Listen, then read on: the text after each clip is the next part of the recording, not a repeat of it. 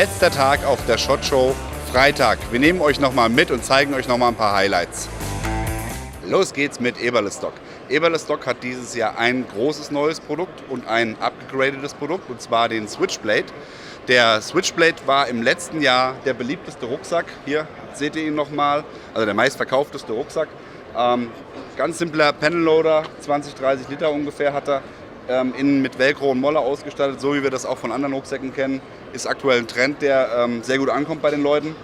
Und für dieses Jahr neu gibt es den nochmal hier in gedeckteren Farben, also hier zum Beispiel in Grau und auch ohne die Molle-Schlaufen hier an den Seiten, dass der einfach noch ein bisschen mehr Low-Vis ist. Also das ist wirklich dasselbe Pack, wird auch nicht unter einem neuen Namen verkauft, sondern wenn ihr den Switchblade im Shop auswählt und dann Grau wählt, habt ihr einfach dann quasi diese Version in der Low-Vis-Variante. So, dann tun wir die mal beiseite.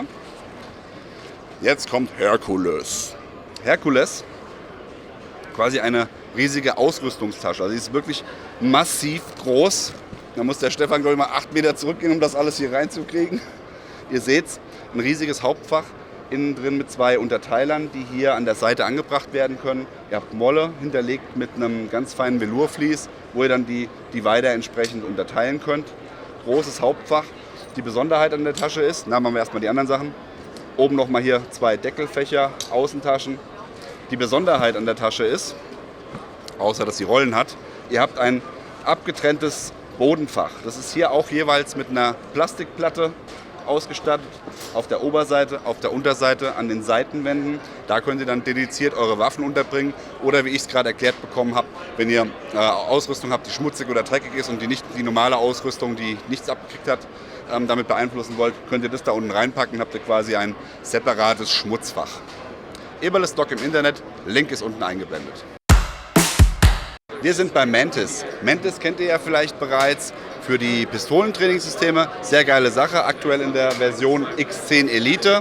Ihr habt im Prinzip eine Methode, um trocken trainieren zu können, indem ihr hier das Modul unter die Waffe schraubt.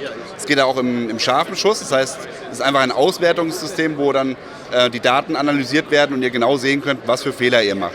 Beim X10 ist es auch so, dass wenn ihr aus dem Holster trainieren wollt, das jetzt auch möglich ist. Das heißt, der Zug aus dem Holster wird dadurch trainiert. Und da habt ihr am Magazinboden die Möglichkeit, das Teil anzubringen, was den Vorteil hat, dass ihr kein extra Holster braucht. Das heißt, der Weg aus dem Holster bis zum Ziel wird auch mit aufgezeichnet und da könnt ihr auch nochmal analysieren, wo ihr Verbesserungspotenzial habt. Ganz neu und auch wirklich richtig cool ist die AR-15-Trainingsmethode. Ihr habt jetzt endlich von Mantis hier einen Verschlussträger, einen Bolt Carrier Group, der im Prinzip für eure scharfe AR-15 das komplette Teil ersetzt. Das wird einfach eingesetzt.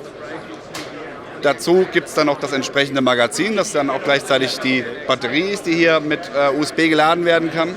Ich baue das mal ganz kurz zusammen und zeige es euch. Eine Sekunde.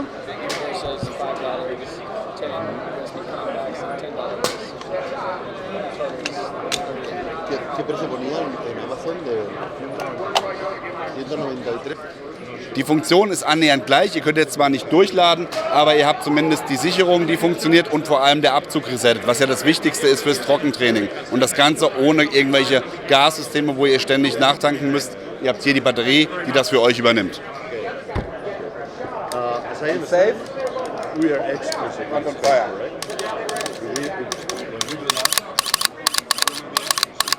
Mantis hat das Ding inzwischen schon hier indirekt Giggling Stick genannt, also der Lachstock, weil jeder, der es in die Hand nimmt hier. Also ist auf jeden Fall sehr, sehr geil. Zusätzlich zu dem Klickgeräusch habt ihr jetzt auch nochmal hier eine visuelle Bestätigung, wo ihr im Ziel seid. Wenn ihr vorne auf das Ziel schaut, kommt nochmal ein roter Laserpunkt, der euch im Prinzip nochmal genau anzeigt, wo ihr ankommt. Coole Sache auf jeden Fall. Das X10 werden wir in Kürze auch nochmal im Detail vorstellen. Mantis findet ihr im Internet, Link ist unten eingeblendet. Nächster Stop Otto. Bei Otto sind wir nicht im Versandhaus in Deutschland gelandet, sondern bei einer Firma aus den USA, die hier mit Noise Cancellation arbeitet, beziehungsweise Noise Cancellation, Gehörschutz und Kommunikation fürs Feld. Hier haben wir einmal ein In-Ear-System. Sehr geile Sache, weil die Box, in der es transportiert wird, gleichzeitig auch eine Ladestation ist. Die In-Ear-Geräte halten für 16 Stunden circa. Das heißt, danach packe ich es hier rein und kann ungefähr 20 Mal mit dieser Box aufladen, bevor die Box selbst quasi ihre Batterie wieder aufladen muss. Geht bis 23 dB, kommt mit verschiedenen Einsätzen. Einmal hier diese Schaumstoffeinsätze, dann die typischen Lamellenbäume, die man kennt.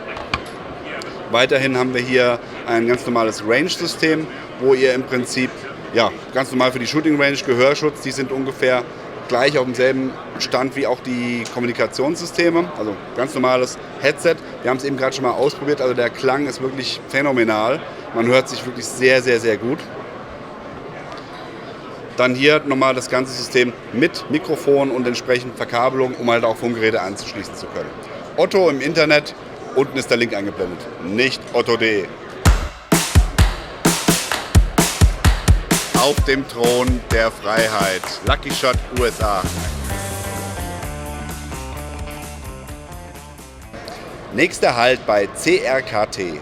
Ihr habt ja im letzten Jahr das Provoke schon gesehen, das hat für einen riesen Wirbel gesorgt, weil es wirklich mit eins der geilsten Messer ist, Karambit. Das wurde jetzt natürlich entsprechend ausgebaut. Ihr habt hier neue Stähle, gibt es natürlich, dann habt ihr hier eine Version mit Glasbrecher vorne an der Spitze. Es gibt neue Farben. Und auch jetzt hier eine Version mit einer Serrated Klinge. Weiterhin neu ist das Field Strip. Das Field Strip ist ein sehr interessantes Messer, weil man kann es auf dem, wie es der Name schon sagt, man kann es auf dem Felde zerlegen und zwar ohne Werkzeug. Ganz normales Linerlock, right? Ja. Ein Linerlock-Messer. Wenn ihr es zerlegen wollt, müsst ihr nichts weiter tun, als zusammenzuklappen, hier die Sicherung zu lösen. Hier vorne, dann hier hinten an dem Drehrad drehen und dann könnt ihr es eigentlich fallen lassen und schon ist es zerlegt. Klinge sauber machen, Gehäuse sauber machen, ganzen Sand und Schmutz entfernen und anschließend wieder zusammenbauen. Einfach die Klinge einsetzen, Deckel drauf, vorne festdrücken und dann hinten wieder zurückdrehen, damit sich die Schraube zudreht. Klack, klack, klack, klack, klack. Und jetzt muss ich vorne nur noch die Sicherung festmachen und schon ist das Messer wieder einsatzbereit. CRKT im Internet unten eingeblendet.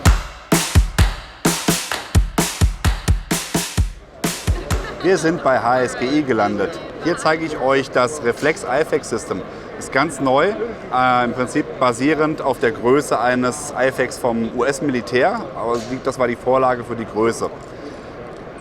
Ihr habt für die Montage folgende Möglichkeiten. Ihr könnt einmal entweder auf der horizontalen Linie einen Gürtel durchschlaufen oder aber das Ganze auch vertikal tragen. Oder wie ihr hier natürlich schon gesehen habt, auf der Vorderseite mit Molly irgendwo befestigen. Dafür gibt es hier die neuen Malice Clips, die dünner sind als die alten, originalen, ursprünglichen Clips. Und ihr könnt hier zusätzlich dann nochmal das Ganze sichern, dass da entsprechend das Ding auch an der Molle-Plattform perfekt hält. Die Unterseite ist Taco-typisch von HSGI mit einem Shockcord. Das heißt, ihr könnt da entsprechend die Größe variieren, die Zugfestigkeit variieren vom Insert, was rausgezogen werden soll. Auf der anderen Seite ist Lasercut Molle, wo ihr entweder direkt mit Shockcord einen Tourniquet anbringen könnt oder aber ihr bringt dort eine zusätzliche Tasche an, die dann ein Tourniquet oder was auch immer ihr haben wollt, halten soll. Die Vorderseite ist mit einem Klettfeld ausgestattet, dass ihr hier einen Cross anbringen könnt, die Blutgruppenname, was auch immer. Darüber und darunter liegen jeweils 2 Schlaufen, wo ihr entweder Stifte, Dekompressionsnadeln oder auch ein Knicklicht einführen könnt. Das Insert wird von der Seite gezogen, das heißt, ihr könnt entweder von rechts oder von links ziehen. Dazu sind hier diese Pull-Tabs, das ist aus Hyperlon, also sehr elastisch. Bevor wir das jetzt rausziehen, ihr seht hier schon den Handschuh ein Stück rausgucken.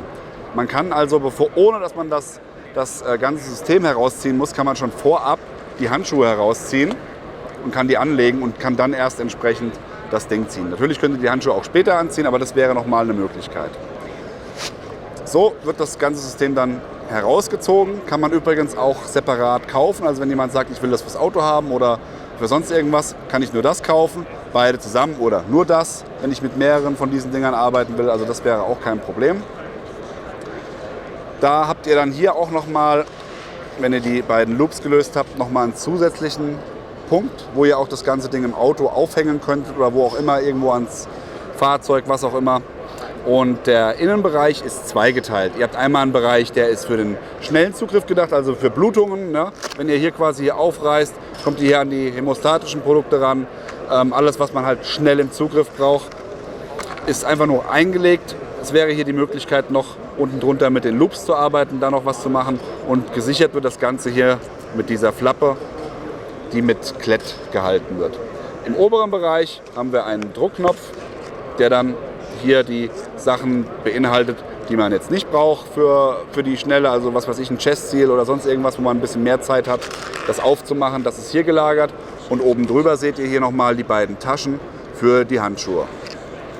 Ja, ich denke, das ist alles im Großen und Ganzen. HSGI ist unten eingeblendet. Geiler Laden, guckt es euch an. Wir sind bei Act in Black angekommen. Hier wird das DT-NVS released. Ist quasi ein Upgrade oder eine verbesserte Version des DT-NVG. Es kann immer noch dasselbe, was das alte Gerät auch kann. Hier wurde allerdings darauf Wert gelegt, möglichst viel Gewicht zu sparen. Also wir sind von 560 Gramm ca. auf 500 Gramm runter. Ihr seht, das Gehäuse ist hier schon überall ein bisschen ausgespart, skelettiert nenne ich das jetzt mal. Von der Gehäusefarbe her wird es auch genau wie das andere Gerät in schwarz-matt kommen. Das ist jetzt hier nicht die finale Version. Die Hauptaugen oder beziehungsweise der Riesenvorteil bei diesem Gerät ist, dass ihr die einzelnen Teile hier, ihr seht das ja, die ganzen Brückenteile und die Verbinderteile, die sind alle so konstruiert, das heißt, wenn es mal runterfällt oder kaputt geht, dass ihr selbst in der Lage seid oder dass die Behörde selbst in der Lage ist, das Gerät zu reparieren. Da werden die Teile zugeschickt von Act in Black und dann seid ihr selbst in der Lage, das zu reparieren. Beim alten Gerät, wenn da was kaputt war, musste man es einschicken, dementsprechend ist das Gerät lange weg.